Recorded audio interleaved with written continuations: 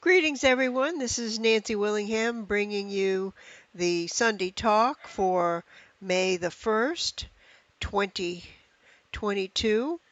And the talk today I'm very excited about is about merging science and spirituality. W- Uh, Back in the day, medicine, psychology, and spirituality used to be three separate things. And a few years back, you began to see the phrase mind body with a slash mark, mind slash body, as the interconnection between the mind and body became better known and gradually went from the fringe to the generally accepted. Today, there are serious scientists creating another new field of study called mind body spirit. See Dr. Joe Dispenza and Dr. Assagioli, for example.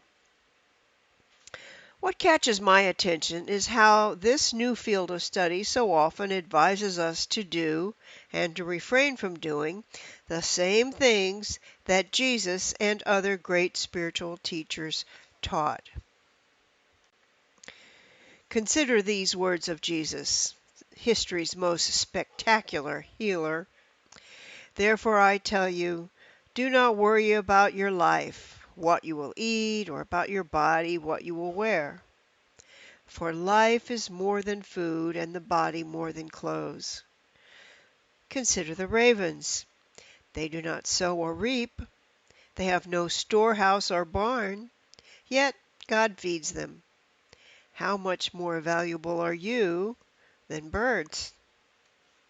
Are not 5 sparrows sold for 2 pennies? Yet not one of them is forgotten by God. And even the very hairs of your head are all numbered. So don't be afraid. You are worth more than many sparrows. Who of you by worrying can add a single hour to his life? So if you cannot do such a small thing, why do you worry about the rest? Consider how the lilies grow. They do not labor or spin. Yet I tell you, even Solomon in all his glory was not adorned like one of these. If that is how God clothes the grass of the field, which is here today and tomorrow thrown into the furnace, how much more will he clothe you, O you of little faith? And don't be concerned about what you will eat or drink. Don't worry about it, for the Gentiles of the world strive after these things. And your Father knows that you need them. But seek his kingdom, and these things will be added to you. Do not be afraid, little flock, for your Father is pleased to give you the kingdom. And finally, so don't worry about tomorrow, for tomorrow will bring its own worries. Today's trouble is enough for today.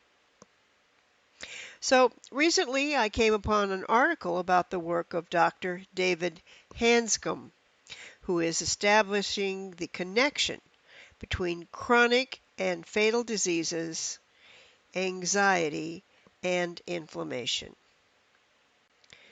Now, I kind of had a very shallow view, uninformed view of inflammation. I knew that if you got a mosquito bite, that red spot was inflammation, and that if you sprained or broke a bone, you would have swelling. And so I knew that that was called inflammation, that it was just a natural first aid kit. And I remember from grade school that uh, it meant that the body was sending white blood cells to an injured area to fight off infection. But now I understand that inflammation is part of a whole body system, that every cell in your body is prepared to defend itself against either injury or infection. with the process of inflammation. And it's not ever just uh, confined to one little area, just to the sprain or the cut or the burn or the toothache. It is your whole body is involved in fighting uh, any kind of stress. So what do I mean by stress? Well, stress is what is going on either inside or outside the body. Anxiety is the fearful feelings about that stress. Now, not all stress that the body experiences or that you experience emotionally is produces anxiety. You stress your body when you play sports. You stress your body when you do your gardening. There are many things that we do that we want to do and we enjoy doing and that bring us pleasure that are stressful to the body and even stressful to the mind. If you're playing a game and you get intent on it, that can be a stress on your mental faculties, but it's not an unpleasant or it doesn't cause fear and anger. So that's why I have created another one of my world famous diagrams just to illustrate the fact that uh, you can have stress that causes anxiety and you can have stress that doesn't. But notice that all anxiety is associated with stress, even though not all stress is associated with anxiety. So stress is uh, pain or infection or some kind of challenge or a perceived threat. Doesn't even have to be a real threat. If you are startled by a loud noise, even though it turns out that it's just a balloon popping and it's not a real threat, the effect on the body is the same as if it had been a real threat. The mind doesn't differentiate between real and imagined threats when it comes to the physical reaction. Now, when we talk about anxiety, we are talking about an emotion, and in particular, anxiety is a form of fear. So, the bottom line is if you have anxiety, you have stress. If you have anxiety, you're stressed.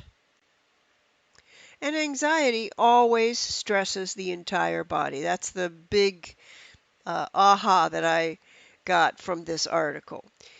The entire body is stressed when you are anxious or when you are experiencing negative emotions.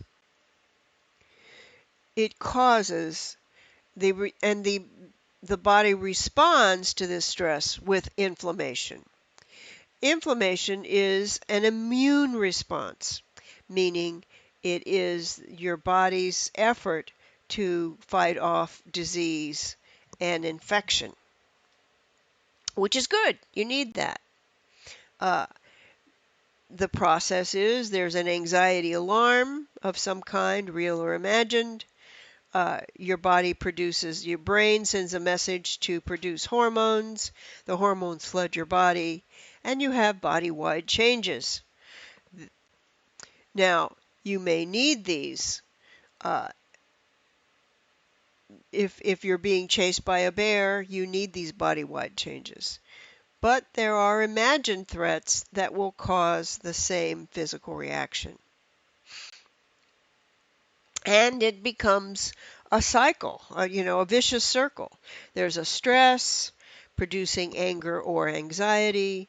Anger or anxiety causes your whole body to be flooded with inflammation, and that can result in pain and sickness in and of itself. And that pain and sickness causes more stress, and around we go. So some of the symptoms of stress because the stress causes inflammation are you can have neck and shoulder pain, upset stomach, or just simply not loss of appetite. You can have a muscle cramps or tightness of muscles. You can feel a heaviness in your chest. Many people have anxiety attacks and they think they're having a heart attack. I know a couple of people who went to the hospital thinking they were having a heart attack, and it was stress.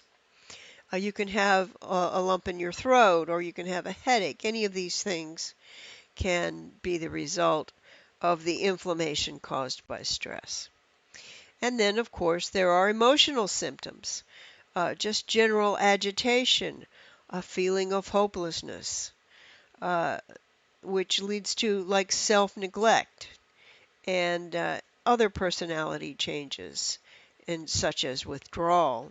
All of these are emotional symptoms that can be caused by stress, which has caused the physical reaction of inflammation. So just to recap, just to see how well I've been getting these points across, just for fun, which of these statements are true? Which of these statements could be one or could be more than one, could be none?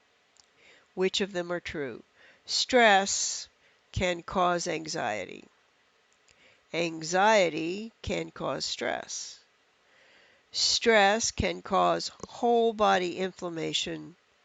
Anxiety can cause whole body inflammation. Dum dum dum dum dum dum dum dum. So, what were your choices? And of course, the answer is that all four of these are true.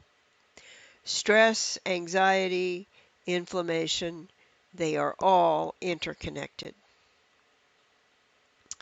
The scientific terms that you run into when you're reading about this general topic is the sympathetic system and the parasympathetic system. The sympathetic nervous system is the mode that your body goes into when there is danger and your body is flooded with adrenaline and other hormones so that you can fight or flee. The parasympathetic system goes into effect when you don't need to fight or flee anymore and you can rest, digest, and heal. I have a little trouble remembering which is which until one of my teachers suggested that a parachute slows you down so that you don't fall too fast, and the parasympathetic system slows down your reactions so that you can uh, rest and digest and heal.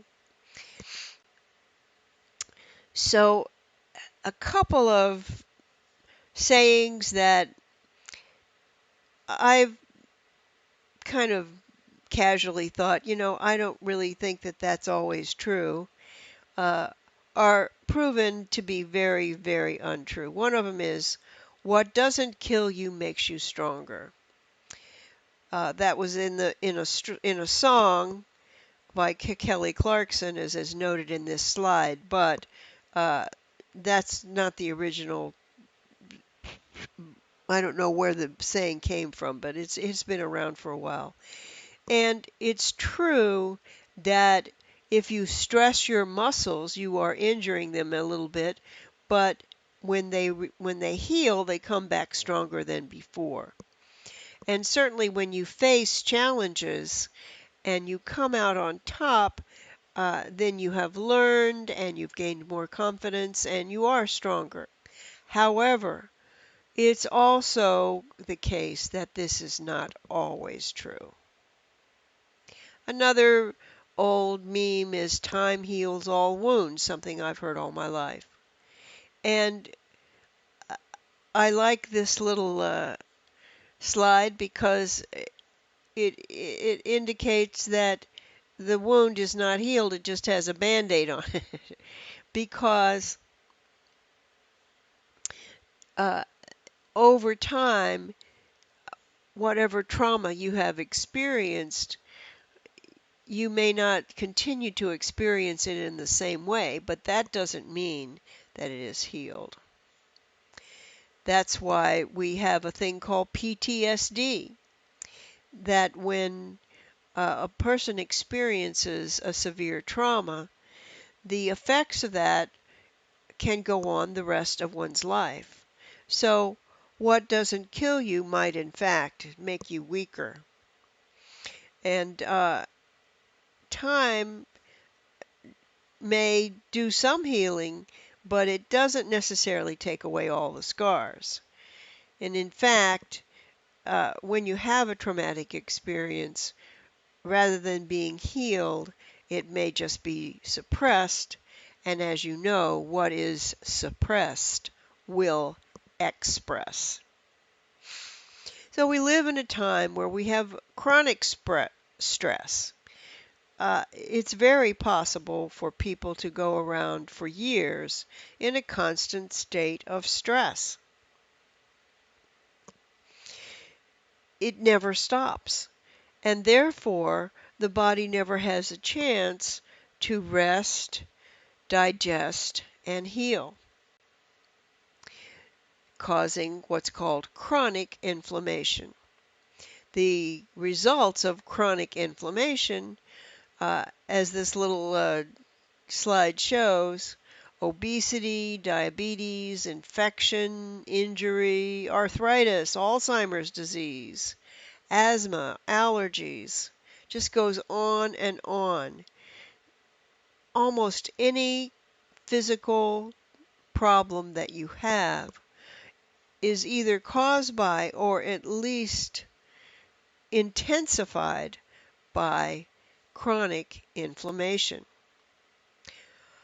So that's a very, very brief, cursory explanation of the connection between stress and inflammation and poor health. It is not in depth, and I guess if you want to research more of that, I highly suggest that you do so. But I want to just get practical. You know, Charles and Myrtle Fillmore said that what they were teaching was practical Christianity. So, and I just want to give a plug to my class on quantum living. The quantum living process that I'm going to be teaching beginning on the what is it? What day is it? The 18th of this month of May is a very gentle and effective way to dissolve those hidden, suppressed traumatic experiences that are causing you to have stress, emotional stress, and, as this article says, that stress leads to ill health.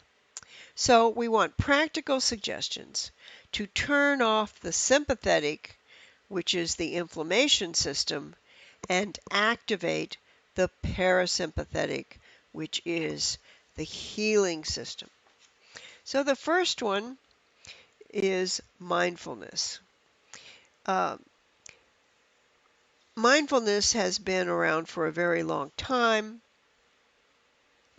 and I certainly just admire this process and recommend it to you. It simply means that you are aware of what is going on around you, but not being involved in it.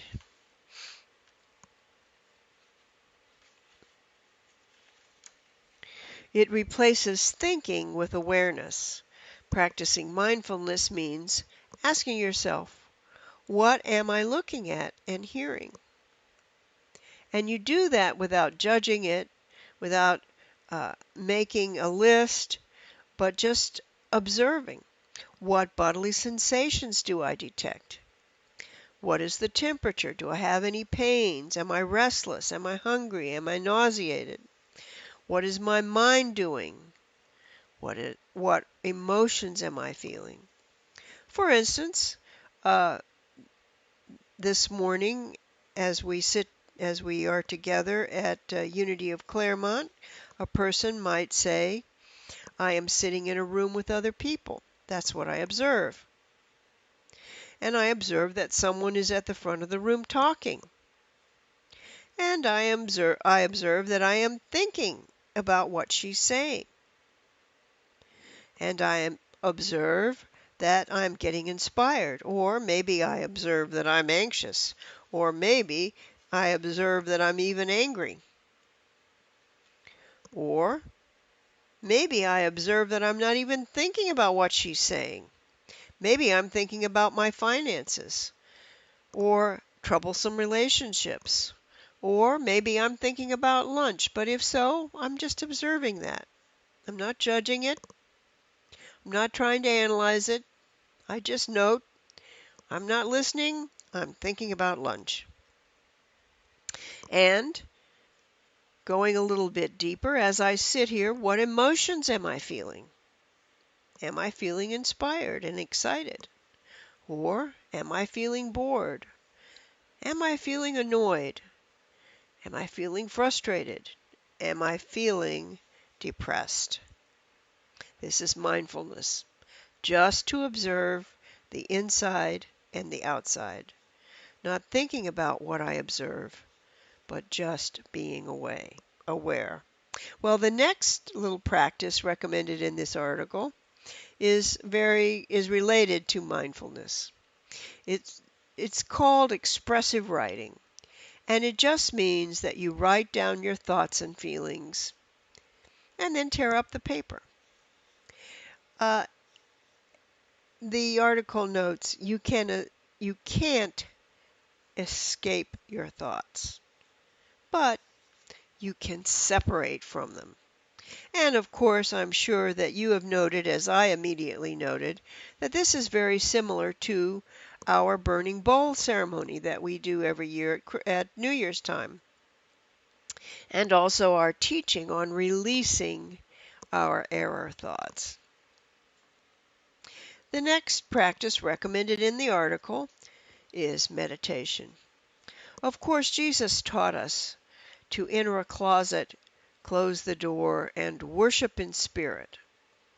And the Gospels recount how he frequently withdrew from his ministry and spent long periods in prayer. Meditation methods have been taught as essential elements of spiritual practice for thousands of years. And here it is being recommended in an article about inflammation. The next suggestion for reducing inflammation was forgiveness practice. Imagine that. An article about inflammation that recommends forgiveness. Of course, forgiveness is an ancient spiritual teaching that Jesus taught. He even put it in the Lord's Prayer. He told parables about the prodigal son and the unforgiving servant. And he set the very highest example of forgiveness when he prayed for his executioners. So forgiveness is another practice to reduce inflammation. The mission of Unity of Claremont is to help everyone live happy, healthy, prosperous, and meaningful lives. So here I'm going to give you some more suggestions from the articles. These are things that you're all familiar with. If I ask you to make a list of things that you should do to be happy and healthy, you would probably put these things on your list. But here they are. Getting 7 to 9 hours of restful sleep.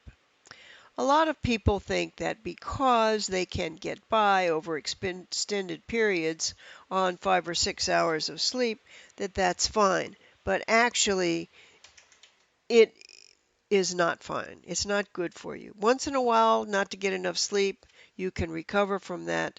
But as a way of life, it is very unhealthy. Of course, you are what you eat, and one of the recommended ways to eat healthy is intermittent fasting. You know, our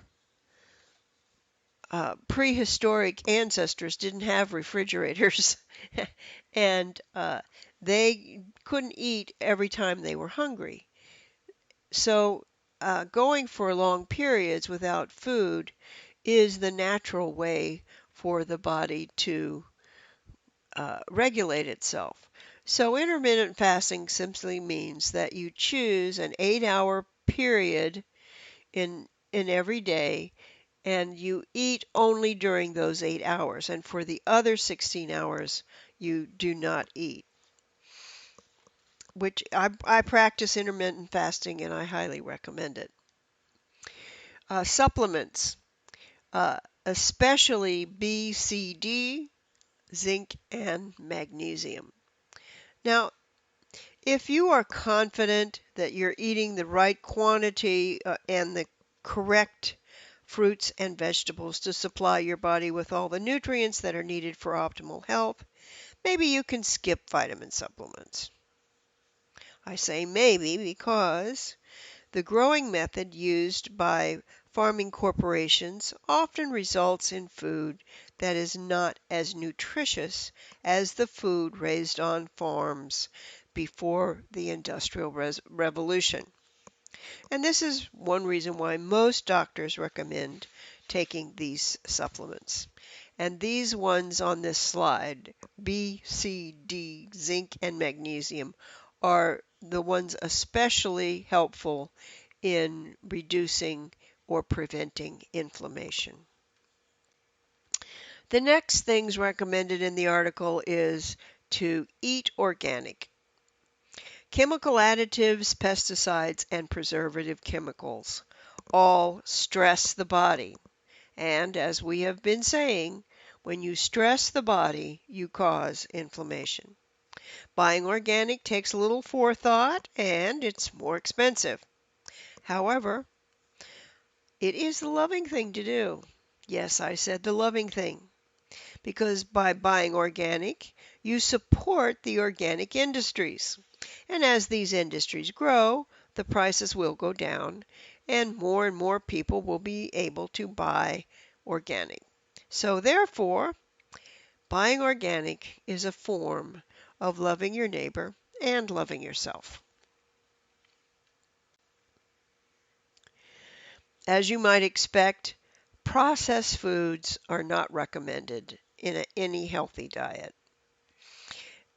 A processed food is anything with a list of ingredients on it. Most fast food is processed. Also, sugar and alcohol are processed foods. And of course, exercise. Think of exercise as vitamin X. It is essential to both physical and mental health. So, the last recommendation is for relaxation. You should have some me time. Every day you should do something for yourself, and there's an exhaustive list in this article of ways to relax. And I thought that I would share them with you because some of them are not things that I would have connected with relaxation necessarily, and but they're all fun things, and I think that every day you should treat yourself to one of these relaxation methods that is to your liking. Do some coloring. You can buy adult coloring books. Uh, a hot bath with Epsom salts, or just taking a shower. Lighting a scented candle. You can sing or dance along with your favorite music. I like to do this when I'm cleaning house. Have lunch or dinner with friends. Smile. Yoga. Relaxing music. Uh, Painting or crafts. Walk or bike in nature or just go for a long drive. Play a board game. Get a massage. Pet your pet. Sit around a campfire. Watch cartoons. Learn to play an instrument. Gratitude. Practicing gratitude is listed as a way of relaxing. Cuddle. Use essential oils and aromatherapy. Declutter a room in your house. Do some stretching.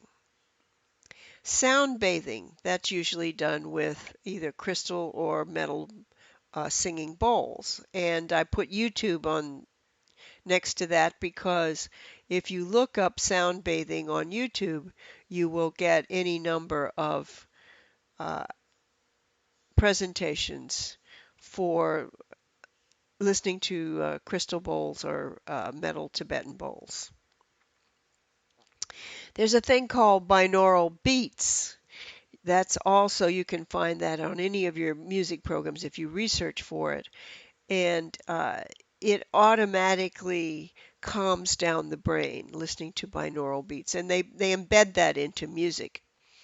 And another thing that they can embed into music is 528 hertz solfeggio music. If you look up either 528 hertz or if you look up solfeggio music, you will find that in your music program. And you can find all of these on YouTube as well. But the thing is that you take some time, research these things, and then enjoy them. Remember that Jesus said, I have come that you may have life and have it more abundantly. This is God's will for us. Jesus said it pleases the Father to give you the kingdom. It is our philosophy that we are to live happy, healthy, prosperous, and meaningful lives. And I hope that this article that I have shared with you will help you to do that. So our closing affirmation echoes a song we sang this at this morning's service. I am awake, aware, alive, and enthusiastic. Amen. So be it, and so it is.